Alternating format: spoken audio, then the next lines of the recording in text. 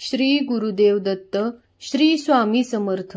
आजचा दिवस तुम्हाला खूप छान सुखाचा, आनंदाचा जावो हीच मी स्वामींच्या चरणी प्रार्थना करते आणि आज या नवीन व्हिडिओला सुरुवात करते। ही कथा आहे साती असरांची। त्यांचे स्थान हे नदी, विहिरी किंवा पानोट्याच्या जागी असतं। त्यांचं या साती असरांची देव्हाऱ्यामध्ये मूर्तीची स्थापना करून पूजा केली जाते। पण यासाठी असरा म्हणजे कोण, यांची पूजा का केली जाते याविषयी आपण या व्हिडिओमध्ये माहिती घेणार आहोत। साती असरांची कथा ऐकणार आहोत। इंद्र दरबारामध्ये इंद्राची सेवा करणाऱ्या, नृत्य गायन करून देवांचे मनोरंजन करणाऱ्या 7 अप्सरा होत्या। त्या 7 अप्सरांना नृत्य गायनासाठी साथ देणारा एक वादक होता। एकदा इंद्रदेवाने इंद्रसभेमध्ये देवलोकांना संमोहित करण्याची जबाबदारी साती असरा म्हणजेच अप्सरा व वादकावर सोपवली। ठरल्याप्रमाणे इंद्रसभेमध्ये नृत्य गायन सुरू असताना वादकाच्या मनात नृत्य करणाऱ्या एका अप्सरेविषयी वासना निर्माण झाली। त्याच वेळी नृत्य करणारी अप्सराही त्या वादकाकडे आकृष्ट झाली। दोघे एकमेकांकडे बघत बघत नृत्यवादन विसरून गेले। त्यांचे भान हरपून गेले। सारे देव सभा त्या वादकाकडे व अप्सरेकडे पाहू लागले व कुजबुज करू लागले। त्या वादकाच्या व अप्सरेच्या कानावर कुजबुज ऐकू येताच ते भानावर आले। वादकाने तबला वाजवण्यासाठी तबल्यावर थाप मारली तर तबला फुटून गेला। अप्सराने ठेका धरण्यासाठी पाय आपटला तर पायातले घुंगरू तुटून गेले। भर इंद्रसभेमध्ये इंद्रदेवाचे हसे झाले। इंद्रदेवाची देवतांना संमोहित करण्याची योजना निष्फळ झाली। देवसभा उठून गेली। इंद्राला राग अनावर झाला। त्याने 7 अप्सरांना नरककुंडामध्ये जन्म घ्याल असा शाप दिला। तर त्या वादकाला हत्तीच्या शेणात किडा होऊन पडशील असा शाप दिला। ते सर्वजण पश्चातापाने इंद्रदेवाची क्षमा याचना मागू लागले। दिलेला शाप मागे घ्या म्हणू लागले। तेव्हा इंद्रदेवाने 12 वर्ष शाप भोगल्यानंतर पृथ्वी तलावर बिनपापी मनुष्य रूपात जन्म घ्याल असा शाप दिला। ते सर्वजण शापित होऊ लागले। बघता बघता 12 वर्षाचा काळ संपत आला। एका गावात एका महादेवाचा निस्सीम भक्त राहत होता। तो आता म्हातारा झाला होता, पण त्याला मूलबाळ नव्हते। महादेवाच्या भक्तीचे फळ म्हणून 12 वर्षे शाप भोगून त्या 7 अप्सरा महादेवाच्या भक्ताघरी जन्माला आल्या। एकामागोमाग एक अशा दरवर्षी 7 जणींनी म्हातारी झालेल्या महादेवाच्या भक्ताच्या बायकोच्या पोटी बिनपापी मनुष्य रूपात जन्म घेतला। त्या 7 जणी आता दिवसामासाने वाढू लागल्या। तेव्हा त्या महादेवाच्या भक्ताला या 7 मुलींच्या लग्नाची काळजी वाटू लागली। लग्नाच्या स्थळाची शोधाशोध करत तो महादेवाचा भक्त रत्नागिरीच्या गावपाटलाच्या वाड्यात आला। त्यांनी पाटलाला सारी हकीकत सांगितली। महादेवाच्या कृपेने म्हातारपणात 7 मुलींचा बाप झाल्याचे सांगितले। रत्नागिरीचा पाटील देव माणूस होता। त्यालाही 7 मुले होती। त्यांनी आपल्या 7 मुलांची लग्न महादेवाच्या भक्ताच्या 7 मुलींशी लावण्याचे वचन दिले। लग्न सोहळा धूमधडाक्यात पार पडला। थोरली सून 7 वर्षाची तर सर्वात धाकटी सून 7 महिन्यांची अशा 7 सुना पाटलांच्या घरी नांदू लागल्या। त्याच पाटलाच्या वाड्यात एक विधवा धनगरीण चाकरीला होती। पाटलाने त्या धनगरणीचे लग्न लावून दिले होते, पण दुर्दैवाने लग्नाच्या मांडवातच त्या धनगरणीचा नवरा मेला होता। विधवा बाईचे जगणे म्हणजे नरकच जणू, म्हणून ती विधवा धनगरीण पाटलाला भावाप्रमाणे मानून, पाटलाला भाऊ मानून पडेल ते काम करून पाटलाच्या आसऱ्याला जनावरांच्या गोठ्यात राहत होती। हत्तीच्या शेणात किडा होऊन पडलेल्या वादकाला इंद्राने त्या विधवा धनगराच्या पोटी, त्या धनगरणीच्या पोटी पिण्याच्या पाण्यातून सोडले। त्या विधवा धनगरणीला आता दिवस गेले, पोट वाढू लागले। हा हा म्हणता गावभर चर्चा सुरू झाली। गावाने पाटलावर संशय घेतला। पाटलाची नियत बदलली असा सारा गाव बोलू लागला। गावाच्या पंचांनी पाटलाला दोषी ठरवून दिवसभर वाड्याचा दरवाजा बंद ठेवायचा व काही काम असल्यास फक्त रात्रीच गावात ती कामे करायची अशी शिक्षा दिली। देवमाणूस पाटलावर खोटा आळ आला। 9 महिने पूर्ण झाल्यावर विधवा धनगरणीने बिनपापी बाळाला गोठ्यात जन्म दिला. जन्म घेताच ते बाळ पाटलाला बोलू लागले. पाटलाने जनावराच्या गोठ्यात जन्म घेतलेल्या त्या बाळाला घरी आणले.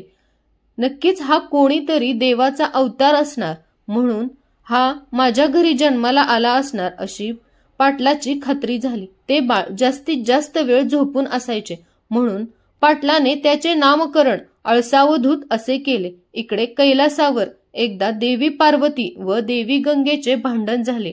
चौथी मत्सर सुरू झाला. तेव्हा देवर्षी नारदाने महादेवाला जिंकण्यासाठी पृथ्वीवर दुष्काळ पाड, माणसांचा जनावरांचा पाण्याविना जीव व्याकुळ कर, तेव्हा महादेव तुझा हट्ट पुरा करतील अशी कळ लावली. इकडे पाटला घरी 7 अप्सरा व तो वादक सुखात राहत होते. पण नारदाने इथेही कळ लावली. इंद्राला जाऊन ही बातमी सांगितली. इंद्राने ते 7 अप्सरा व वादकाला शाप जरी दिला असला तरी इंद्राचा राग अजून शांत झाला नव्हता. देवी गंगेला इंद्राने पाटलाच्या 7 सुनांना आपल्या कैदेत ठेवावे अशी विनंती केली. देवी गंगेने इंद्राच्या म्हणण्यानुसार पृथ्वीवर दुष्काळ पडला. पृथ्वीचा प्रत्येक जीव पाण्यासाठी व्याकुळ झाला. पाटलाच्या गावाबाहेरून एक नदी वाहत होती. त्या नदीच्या पात्रात एक डोह होता. त्याला रांजणडोह म्हणायचे. त्या रांजणडोहात थोडे पाणी होते. रात्रीच्या वेळी पाटील त्या डोहातून पाणी आणण्यास जात होता. एका रात्री पाटील त्या रांजणडोहातून पाणी आणण्यास गेला. तेव्हा त्या डोहात गंगा उतरली. तिने पाटलाला सांगितले की गावावरचा दुष्काळ हटवायचा असेल तर तुझ्या 7 सुनांना पाणी पुजायला पाठव. गावानं पाटलाशी वाईट वागलं तरी पाटील गावाचं कल्याणच करू इच्छित होता. त्याने गंगेला शब्द दिला. घरी जाऊन पाटलांनी आपल्या 7 सुनांना बोलवून घेतले व रांजणडोहावर घडलेली हकीकत सांगितली. पाटलांच्या सुना देखील पाटलाच्या शब्दाबाहेर नव्हत्या. त्यांनी होकार दिला.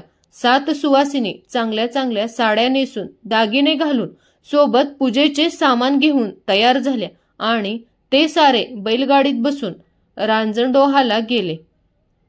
अळसावधूत नदीच्या डोहाकडेला उभा राहिला आणि 7 जणी डोहात अवतरल्या.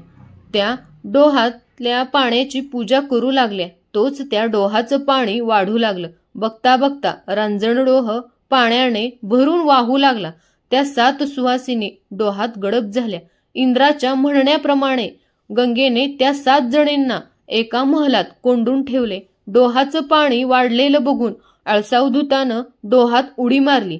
तो डोहाच्या तळाशी गेला तेव्हा तिथे त्या 7 जणी कैदेत सापडल्या. अळसावधूतानं कुलूप तोडलं आणि 7 जणींना घेऊन तो डोहाच्या वर आला. त्या 7 सुवासिनी आणि अळसावधूत वाड्यावर परत आले. पण गंगेला राग अनावर झाला. सोसाट्याचा वारा सुटला. विजा कडाडू लागल्या. मुसळधार पाऊस सुरू झाला. नदीला महापूर आला. गावातील लोक सैरभैर झाली. नदी गावात घुसली. पाटलाच्या वाड्याला पाणी लागलं. सारा गाव बघत होता. त्या 7 जणींना कळून चुकलं की गंगा आपल्याला घेऊन गेल्याशिवाय शांत व्हायची नाही. त्यासाठी आम्ही येऊ, आम्हाला घेऊन चल असं गंगेला त्या म्हणाल्या. त्या 7 जणी उभ्या होत्या. त्या ठिकाणी 7 मूर्त्या उभ्या राहिल्या. त्या 7 जणी आणि अळसावधूत गंगेत उतरले. बघता बघता पाण्यात गडप झाले. नदीचे पाणी ओसरू लागलं. नदीचे पाणी नदीच्या पात्रात गेलं. साऱ्या गावाला पाटलाचं मोठेपण कळालं. देवी गंगा व इंद्रदेव त्या 7 अप्सरांना घेऊन कैलासावर महादेवासमोर आले. महादेवाला विचारलं, त्यांचा ताबा तुम्ही घेता की आमचं काही आम्ही बरं वाईट करू? तेव्हा महादेव इंद्राला म्हणाले, तुझ्या दरबारातल्या या 7 अप्सरांनी तुझी इमानी इतबारी सेवा केली आहे. त्यांच्याकडून चूक झाली असली तरी त्यांना इंद्रसभेत देवांना संमोहित करायला तूच सांगितलं. समस्त देवघरांच्या पत्नींनी वासनेचा गोळा त्यांच्यावर फेकला म्हणून सारा प्रकार घडला. तुझ्या चुकीची शिक्षा त्यांना का देतोस? महादेवाच्या बोलण्याने इंद्रदेव खजील झाले. इंद्रदेवाला आपली चूक कळाली. त्यांनी महादेवाची क्षमा मागितली. तेव्हा इंद्रदेव म्हणाले, या 7 जणींनी लोकांच्या कल्याणासाठी आपला जीव पणाला लावला म्हणून कलियुगात या 7 अप्सरा 7 असरा नावाने ओळखल्या जातील. हा अळसावधूत त्यांचा पाठीराखा बंधू म्हणून राहील. कलियुगी भूमितलावर तुम्हाला देव म्हणून पूजले जाईल.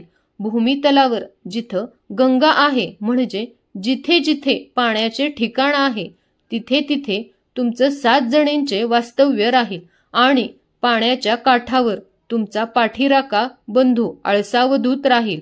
तुम्ही अजून कुमारी का आहात, पण लग्न झाल्यामुळे सुवासिनी देखील आहात, म्हणून तुम्हाला कुमारिकांचा व सुवासिनींचा दुहेरी मान मिळेल. सुवासिनी तुमची पूजा करतील, त्यांच्या नवसाला तुम्ही पावाल, त्यांच्या संसारात सुख समाधान द्याल असा इंद्राने त्यांना वर दिला. भगवान महादेवाने देखील तथास्तु म्हणून त्या 7 असुरांना व 8व्या आळसावधूताला आपल्या शेजारी स्थान दिले. अशा प्रकारे 7 अप्सरा म्हणजे 7 असुरा कलियुगी देवता झाल्या. अशा या 7 जणींसाठी असुरा सर्वांचे कल्याण करतात. तुम्हाला ही कथा आवडली असेल तर मायन्यूट मराठी या यूट्यूब चॅनेलला लाईक करा आणि सबस्क्राईब करायला विसरू नका. श्री स्वामी समर्थ. धन्यवाद.